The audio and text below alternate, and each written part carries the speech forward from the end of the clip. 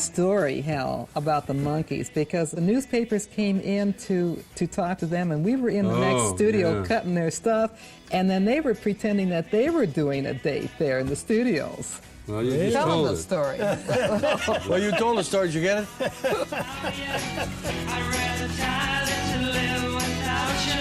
I've never considered myself a musician. To me, a musician is someone who does session work, who shows up and reads charts. And I always approached the Monkees as an actor playing the part of a drummer in this imaginary group that lived in this imaginary beach house and had these imaginary adventures. To me, that's always been what it's about. Peter does tell the story of going into some of the early sessions, and he walked in with his guitar and his bass, and they said, "What are you doing here?" What's going on? Well, we've already done the track Micky's going to sing. So what? You invited me for a recording session. I said, yeah. I said, well, what are you doing? I said, we have the record. We just need to put a vocal on it. They said, just go home, relax. 1, 2, 3, 4.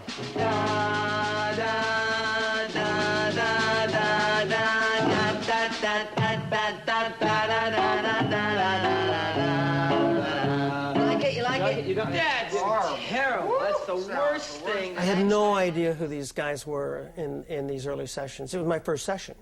And I was introduced to them. These are the musicians. I was the vocalist. I remember Hal Blaine giving me some pointers in the sessions, and Earl Palmer would give me some pointers. But I didn't have to play at that point. They said, you're going to start drum lessons on Monday. And I did. And I had about a year.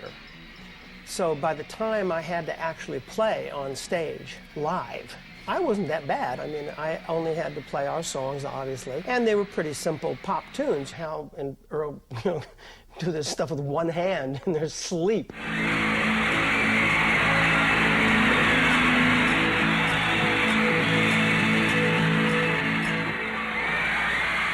The fans, they didn't know I care, and I was like, what's the deal? This is a television show.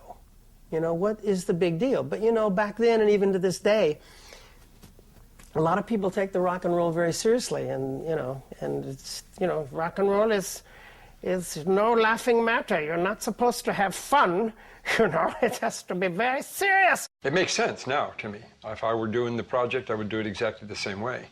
But at the time, it didn't make any sense to me. I didn't understand. Were you upset? Yeah, I was upset. I thought that, I was very naive. I regard how upset I was as a function of my naivete.